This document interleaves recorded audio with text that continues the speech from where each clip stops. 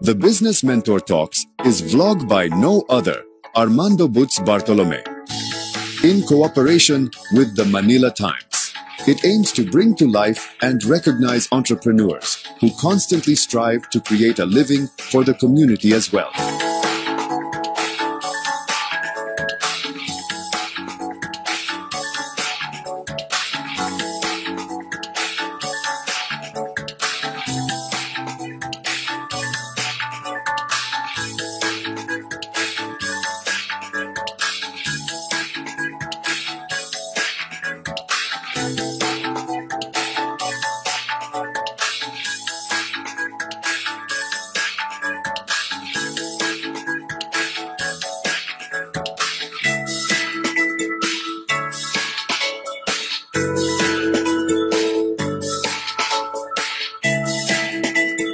Listen to the Business Mentor Talks with Butz Bartolome.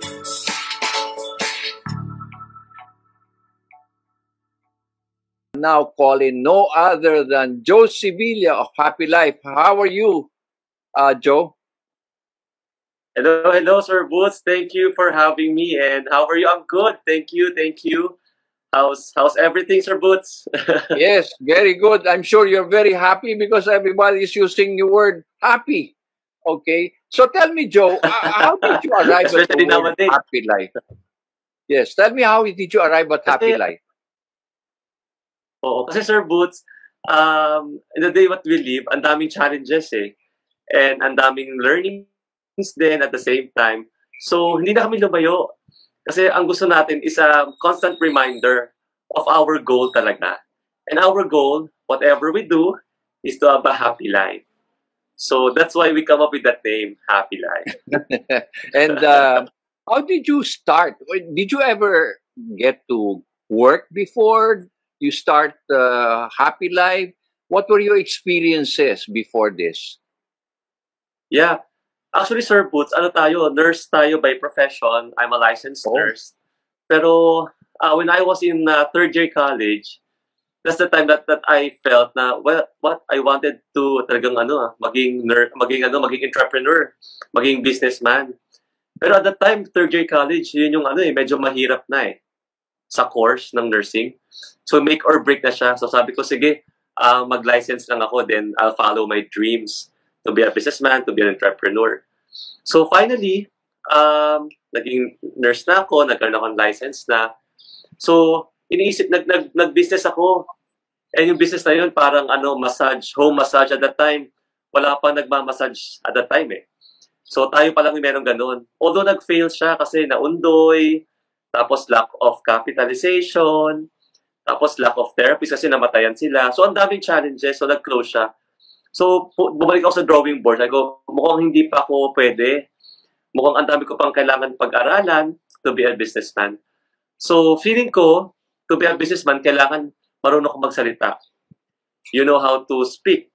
So, at that time, sabi ko, saan kaya ako pwede mag-earn habang nag-learn how to speak the proper English.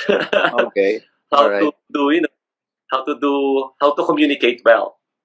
So, pumasok ako sa Manulife, sa call center for 1 year. And then yung feeling ko, marunong na ako mag-communicate. Sabi ko, sino ba yung pinakamagaling dito at that time sa sales? So, I went sa GSK para mag-training ng sales for 1 year. So, tinanong ko ulit, feeling ko marunong na ako mag-sales eh. Sino ba ulit dito pinakamagaling mag-marketing?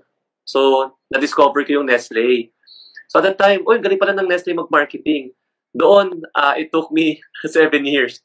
Kasi nag-enjoy din tayo doon. We learned a lot sa Nestle, and also marami tayong naging mentor doon and naging coach doon. So we learned a lot and we enjoy a lot as well. So it took me 9 years to learn the craft, to be a businessman. Pero syempre, hindi naman siya natapos kasi at the same time, I'm still earning as an employee. So ganun na nangyari sa business ko. So it took me 9 years para maging hinog na businessman kahit pa paano, Sir Boots. So basically, when you were a student, you have this nature of questioning, where will I go? What will I do? And knowing your Ano ba yung mga kakulangan mo? For example, learning how to speak, learning how to be on sales. So you were really laying out the groundstone, the foundation of for your business eventually, correct? Right. But did you have already in mind what business you were when you were with Nestle on the 7 years that you spent? Yeah. Did you have anything in mind already? Yeah. Actually, back then, when I was in my like 5th year in Nestle, so I was trying to build na si Happy Life at that time. Kasi si Happy Life, it actually goes way back eh. So nandun pa yun na since 7 years old ako, ang daming fumes sa house, and ito ang ginagamit namin kasi heavy disinfectant, cleaner, insecticide. So ako yung last to go inside the house because of the fumes inside, and it will trigger my asthma attacks. So that's the time na when my father discovered na yung mga plant extracts can do as such. Can do like disinfectant, insect repellent, insecticide, deodorizer, and cleaner. With that you can use it while the baby is still at home, the pets are at home. So you can use it alongside the mga buntis and mga marginalized, for example. So 2017, since deeply rooted ako doon, ako yung first customer noon eh. Ang naisip ko, may mga pain points dito. So baka marami pang fathers or mga families that are feeling the same. So why not we share it through the business? So that's why we started yung 2017, yung si Happy Life na.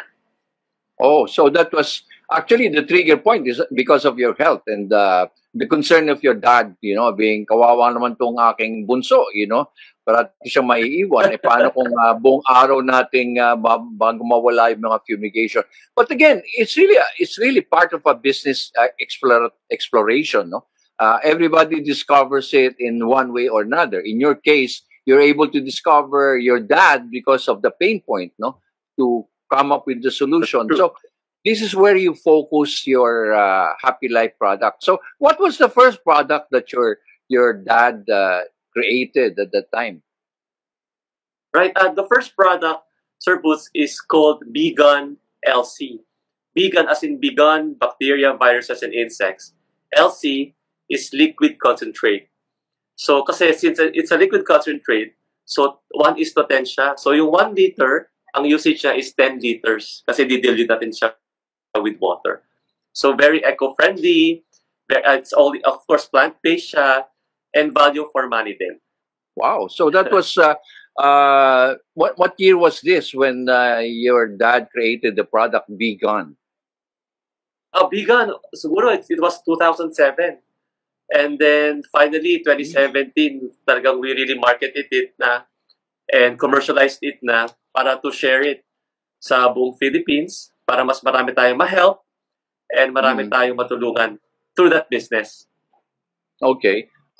One thing that enters in every entrepreneur is the ability if they can still pursue, succeed, or probably just status quo. Did it happen to you and say, okay, I guess this product is not worth it. Let's just shelve it and get another go into another business. Did it ever happen to you? Oh, yeah, definitely, Sir Boots. Kasi, alam mo, sa business, ang dami talagang challenges eh.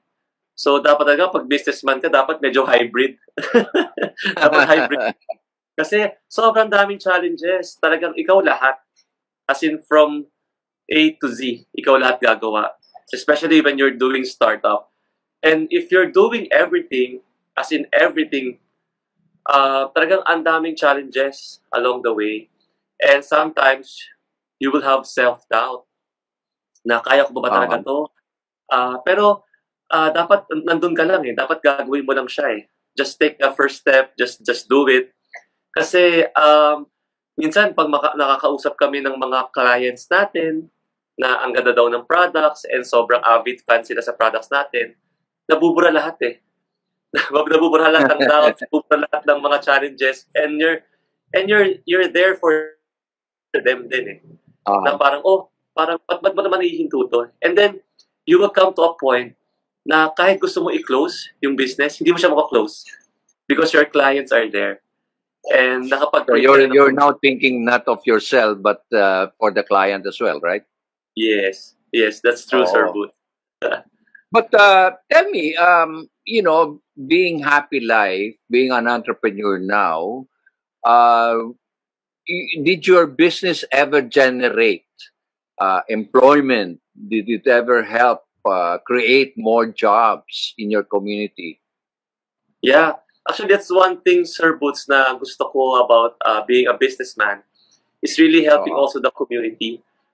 Yun nga, parang example ko doon, Sir Boots, is para tayong yung mga bees. Na yung bees, ang end goal talaga nila is to get honey. Just like us, entrepreneur, our end goal, of course, is profit.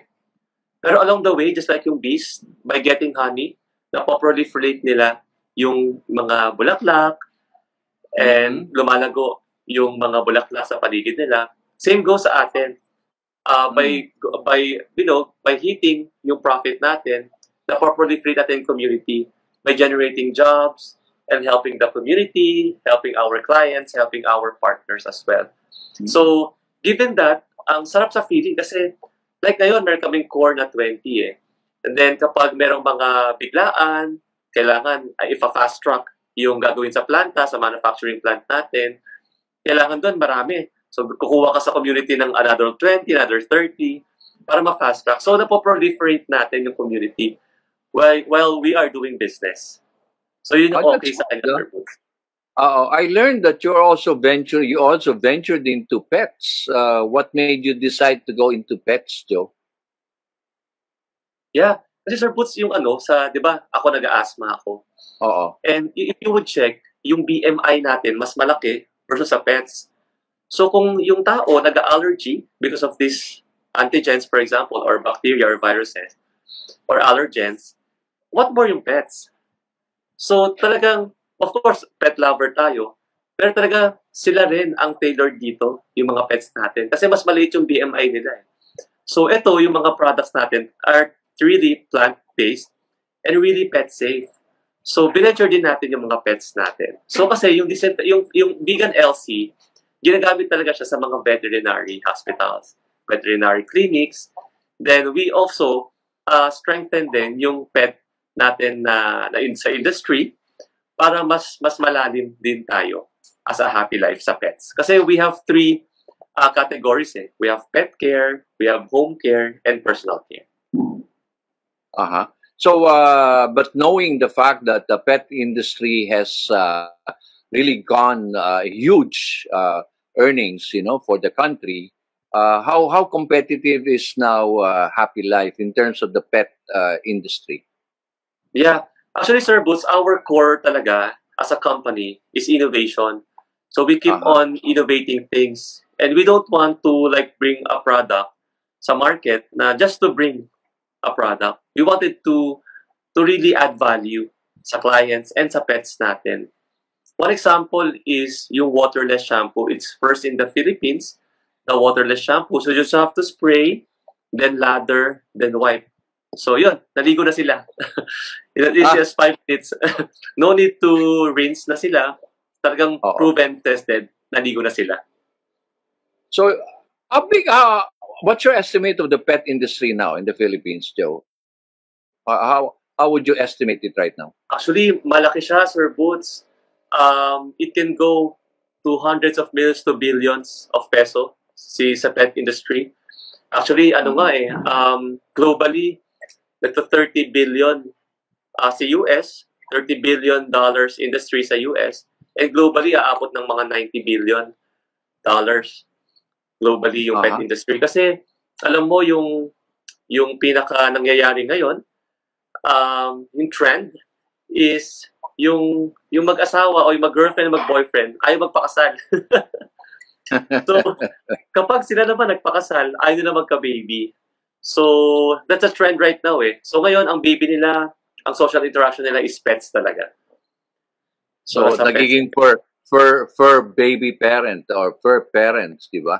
So it has become a sort of like, it became very relevant, especially during the pandemic, no? When a lot of people resorted to pets rather than, being isolated, diba?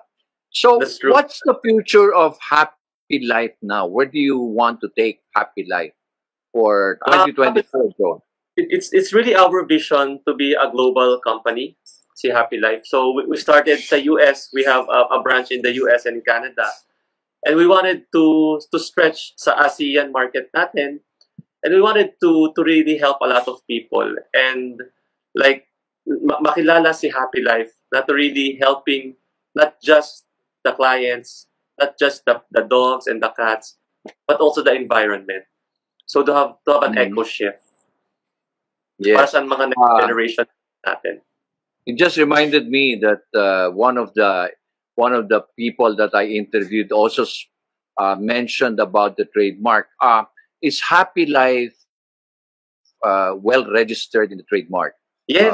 Not only in the Philippines but the US. Yes. Both ways, Sir Boots. Na-register tayo sa IPO, also sa US naman din. Okay, so because Happy Life is very generic, no, and it can be claimed by so many people, no. But again, that's one of the things that entrepreneurs must really remember is to protect their the trademark, and also the brand equity increases, no, as the years go by.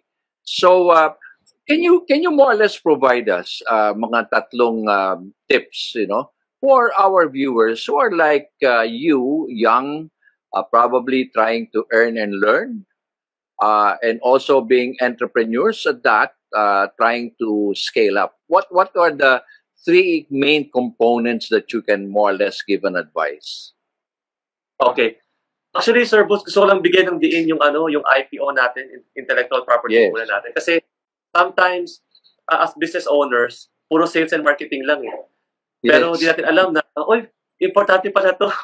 Kailangan protect pala yung entity natin. So, parang advice na rin siya na we need to protect yung brand natin that we create, na pinaghirapan natin. So, very important yun. Minsan, nane-neglect kasi siya. So, yun siya, Sir. So now, siguro 3 points of advice is, number 1 is have faith. So, sometimes kasi sa business, alam niyo, napakahirap magnegosyo eh. Pero it's very rewarding at the same time. Pero sometimes, especially ngayon, ang daming mental health issues. Sometimes nagkakaroon tayo ng self-doubt. Sometimes nagkakaroon tayo ng fear. Alam nyo, yung pinaka-gamot dyan, ang pinaka-answer dyan, is to have faith and be grateful. So once you have faith, kasi kahit blindedly, just take the first step eh. And nagugulat ka lang, nandun ka na pala sa goal mo. Basta meron kang faith. Sometimes kasi kakaroon tayo ng self-doubt, kasi ang daming mahirap, ang daming challenges sa pagninegosyo, in doing a business. Pero if you have faith, nandyan siya eh. So it will boost you and it will help you. So number 1 is to have faith. Have faith na you can do it. Have faith na you're not doing it alone. Have faith na there's someone bigger than you, that he can push you, to soar high. That's number 1 in faith. Number 2 is persistence. Alam nyo, in all the business books that I've read, in all the business movies that I've watched, kung isa-summarize mo talaga siya in one word, it's persistence. Kasi with persistence, hindi ka hihinto eh. So, sa business, it's not a matter of yes or no. Kapag meron kang persistence, it's already yes, pero it's just a matter of time. Gano'n ba siya katagal? Gano'n ba siya kabilis? Pero it's very certain na you will succeed kasi you're persistent. Parang si McDonald's, is just persistent eh. Kaya niya nakuha si McDonald's. Parang tayo, we have faith, we have persistence. Kaya yung 9 years, pag-isipin mo, ang tagal pala, 9 years. Pero you just keep on going. Kasi, again, it's not a matter of yes or no. It's a matter of yes na, but it's just a matter of time. When ba siya? So, just have faith and persistence. And the third one, of course, is yung why. Now, you have to know deep inside you, sa lahat ng to, bakit ba siya ginagawa? Is it for your family? Is it for yourself? Is it for the community? For the environment. Pero hindi lang siya basta-basta why, dapat compelling and strong why. Yung talagang magkakaroon ka ng apoy sa mata. And it will be your mission to do something. When you wake up in the morning, nandun na kagad yung mission mo, nandun na kagad yung passion. So it all boils down sa why. Why do you do it? And is it for your family ba? Is it for yourself? Is it for God? Is it for anything else? Pero why? You have to discover yung why mo. And then you will have faith, and then you will be persistent, and then you will be successful. So yun siya, Sir Boots. Lalim nun Lalim nun But you know, this is actually the life of entrepreneurs, no? The life of entrepreneurs. Sabi mo nga, I mean, we're not Superman, no? We don't own everything. The destiny is actually how we want to create it, but the rest is actually how the guy upstairs is really going to plot it, no? And finding your happiness. Imagine mo, ilang years na ang happy life? Magano na, magsa 7 to 8 years na tayo, Sir Boots. Ang bilis lang. Tagal na rin, di ba? Para bang kamakailan lang, you know? I mean, para nagsisimula ka pa lang, you know? And the milestone that you had, no? Na your product did not only reach the shores of the Philippines, but it has gone to the US as well as Canada. You know? In other words, a global brand, no? Para bang, and then sasabihin na iba, hindi, naswertehan lang But I guess, sa akin kasi hindi swerte It's how you really plot and how you focus, no? Kasi nga, tama ka, marami nga, like for example, sa negosyo ngayon, maraming distraction you know? Yung bang, hindi ganito, try mo, left and right. But again, at the end, you don't accomplish everything. But one of the things that I like what you said, is like the bee, no? Yung, sabi mo nga, yung bee, keeps on moving and generating, pollinating, and really creating more. And in your case, you're spreading happiness in life, no? Parang ganon. So, yeah, Joe, thank you very much for this time. And really, I'm sure our viewers really love to see and probably connect with your Happy Life products in all the social platforms. And again, good luck to Happy Life and really keep on generating happiness. Diba, Joe? So, yan ang pwede nating pwedeng gawin, diba? Right? So again, Joe, thank you very much for this opportunity. And I'll be letting you know when our blog will be shown, and share it with a lot of people so that you can spread happiness, right? Okay, wow, Joe. That's very nice, Sir Boots. Sige. So thank you very much for this opportunity, and really happy holidays to you and the family and to the network of Happy Life. Okay? Thank you. Bye-bye. Yes, Sir Boots. Thank you. Bye-bye. Take care, Sir Boots. Thank you. Bye-bye.